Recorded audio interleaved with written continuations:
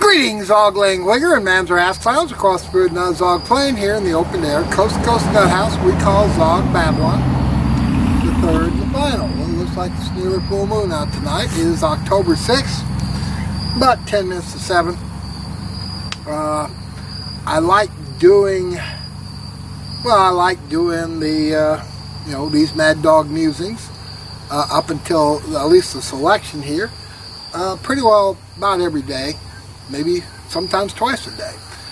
But let me see, up to the election, I'm running as a write-in candidate because I'm a white supremacist and head of the Aryan nations. And guess what? I have had my South Dakota inheritance taken by essentially an agent provocateur named Brian Rio, along with Robert Conrad and the Foundation for the Marketplace of Ideas, which essentially are Zog bots here. And what you see is Zog pretty well just, in a state of not only decline, but, impending collapse here. For example, there are a bunch of Zog bots here in the blogosphere and the rest here, pretend to be one with us here, and essentially they're all together for Zog Babylon. It doesn't really matter. Now, anybody who really is one of us here understands is that Russia, and when I was young, when I was younger, I was in a nuclear missile battery here. The Russians crossed the border. We were going to go ahead and nuke their rail lines here to see they didn't bring up any more T-72 tanks here. This was from 1981 to 1983, back when T-72 was a relatively modern tank here. Little bitty short tank here, and usually the tank crewmen, were an average of 5 feet 2 inches here. Someone like me, or someone like a big, tall, 6-foot Ivan, wouldn't be comfortable in a T-72 tank. And that's what was understood here. But in any case, we go ahead and nuke them if need be. And, the last missile system supposedly had from a little bit under 1,000 tons of TNT up past the 20,000 tons, which was Hiroshima, up to 100,000 tons. So essentially, then you go ahead and dial the yield. And I guess the reason, how they would do it is that they would, essentially by nuclear testing, create to where they'd have more, more fissile properties or whatever. I mean, this was back in the, mid-70s. I think the last came out in, 72, 73, and pretty well it replaced the Honest John missiles here. We'll talk about that, and talk about the missiles of Korea here. It was a very advanced missile. It was supposedly accurate within 10 meters. And most of the time we'd be doing an air burst of less than a kiloton. You know what I mean? Pretty well, 1/20th of Hiroshima or less. So any case, and back then we were only going to do it. The Russians were about to break through and go on their way to Paris here. So we'd be nuking them in, railway yards in East Germany at the time and in Czechoslovakia. But that was totally different, to where essentially these, senile goofballs who rule us here, they're just dying. They're just dying to,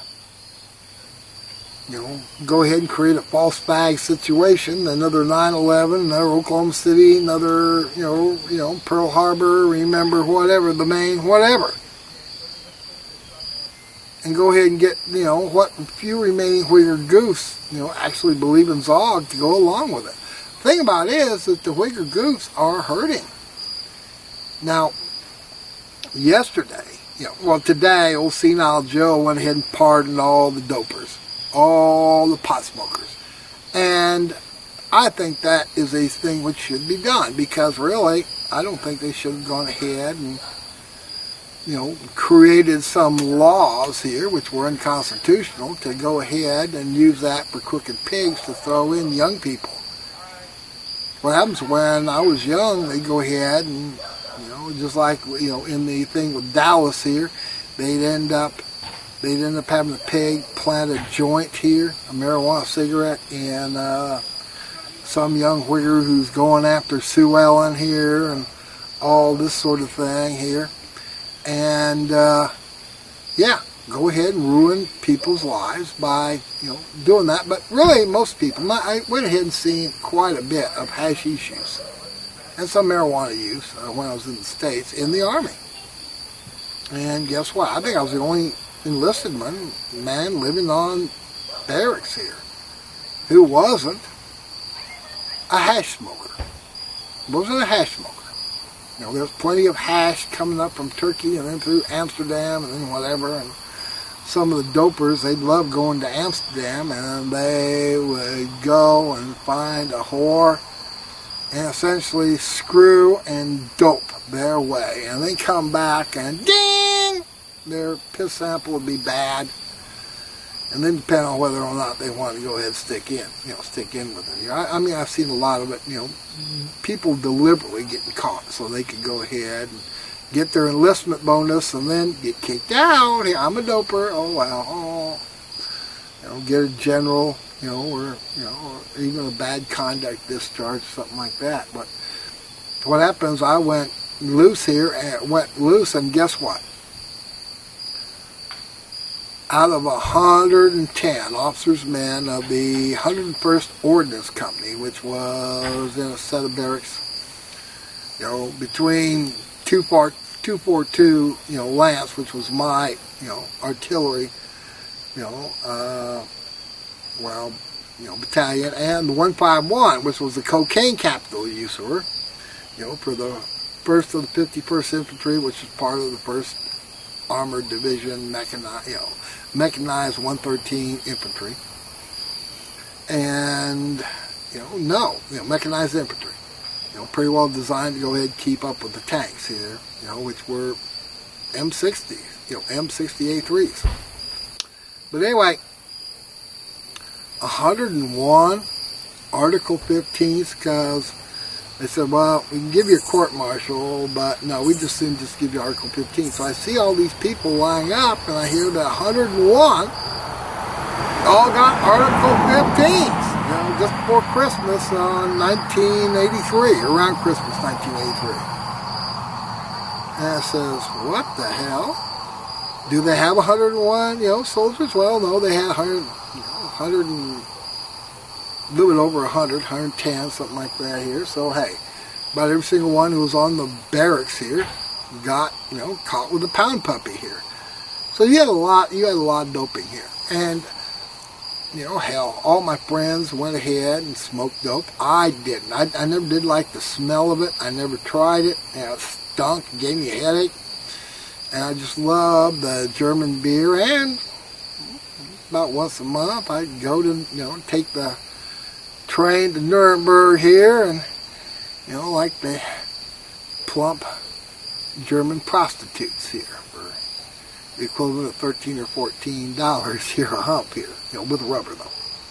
But in any case, no, I mean, most of them, they go ahead and get it, and a lot of them were just jackoffs altogether. And what happens is they smoke the goof-weed and they become bigger jackoffs. So anyway, Senile Joe decided to go ahead and pardon thousands of people who got caught for federal things. And Missouri's going to have can go ahead and smoke, recreational marijuana. Well, what happens once they went ahead and made it medical marijuana, and then everybody who wanted it, I get big goop, gets medical marijuana. It's just a matter of time here. And I never did see the reason, the lawful, legitimate reason to do that any more than they did it with alcohol, which went ahead and turned a lot of Americans into drunkards here and had them drinking more after the Prohibition than they did before. It used to be before the Prohibition, they'd drink beer or wine, some drink whiskey, and some would go ahead and go ahead and brew it here. I mean, hey, I mean, a lot of people, that's the best thing to go ahead and make corn out of, is to make it into whiskey here. But Senile Joe is doing, I think, the right thing. But what he's done in many cases is the wrong thing, like him and his crooked dirtbag son, a whole bunch of other crooks like the Romneys and the Pelosi's and the Kerrys. Essentially, they're giving $10 billion, supposedly $10 billion, not giving that much here, they're stealing most of it, to the Ukrainians. And you end up having these Ogbots gloating here because the Ukrainians, the Russians are pulling back for the fall and the winter. And what they're going to do is they're going to starve out. They're going to go ahead and starve out Europe. They're going to starve and freeze out Europe. And pretty well turn Europe into a post-industrial society. And there's going to be a lot of the young, but mainly the old. Boomers, look, boomers, you went ahead and became Zog bots. Well, guess what? You're going to die. You're going to starve to death. But guess what? I may go into town tonight and see how much more the gas price is going up here. But it turns out is that the Zog Emperor Trump, back in April 2020, wanted to buy American crude for $24 or $25 dollars a barrel and put in the Strategic Petroleum Reserve. And guess what? Chuckles Schumer, Chuckles evil clown Schumer went ahead and scotched that, idea in early 2020. So guess what? Then Senile Joe is going to go ahead and pay $80 a barrel to Saudi Arabia. Please don't go ahead and raise your prices. Well, guess what? Yesterday, OPEC, which was the Saudis, and they're bitching, and for something that the Saudi Crown Prince did, which I really approve of. He used to go ahead and tell Chad First Sexton Meerkat, Meerkat number 3, hey worthless, who publishes the Newton County Douche. I said, I approve here of these Saudi Arabians going ahead and bringing in, a journalist or a prostitute, and bringing him in, knowing that he's a CIA spy, a CIA plant who's out to cause trouble, and then, inviting him to the Saudi consulate in Istanbul, and then beating that piece of shit to death, and then cutting them up with a saw and feeding them to dogs. I mean, that is what happens not only to lawyers here, but should happen to journalists here. I approve of that. And in any case, so guess what? Here's Senile Joe. He's just so high and mighty here. Where he is, he's essentially snipping and showering and soaping and whatever. Pretty well entire, amoral, perverted family, bunch of dope users and politicians. And guess what? Yesterday they ruled is that we're not only going to go ahead and cut by 1 million barrels, we're going to cut by 2 million barrels. Now, this Peter Zeihan goes ahead and points out is that because over the last couple of years, thanks to fracking and all that, there has not been a whole lot of work put into the fields of Iraq. Not too much work put in, Venezuela. Venezuela is losing. So essentially they're down already by 2 million or so barrels. More like 3 million barrels. So going ahead and saying that you're not going to pump the 2 million barrels when you're not pumping nearly 3 million barrels, well, guess what? That will raise the price of gas up here. And in the next month, when the price of gas goes up, if it goes up by $5, Senile Joe's, toast. I think he's toast now. What he's doing is he's trying to go ahead and, go ahead and let people off from the student loans, which I think it should be. I don't think that there should be any non-dischargeable loans, student loans. What happens is you want, any more than non-dischargeable credit cards or anything else here. They go ahead and get these people in debt. That's what they want to do. They want to go ahead and inflate away the debt here and let the system crash and have a great reset here. With digital Zog bucks, where now they know everything about you and they give you a, clot shot. But anyway, that's what's going on here. I want to go ahead and, pretty well what happens is Ukrainians are supposedly running around and they're having some of the, they've had a number of young men in Russia who were somewhat spoiled, and they have run off. They have run off here and become little draft dodgers, so to speak. Well, maybe they will come home. Maybe they'll come home, later on. Who knows? The thing about it is that Putin got to go ahead and keep, stuff together. And I think that Putin keeps it together, just like the Iranians keep it together with all these color revolutions here. They keep it together.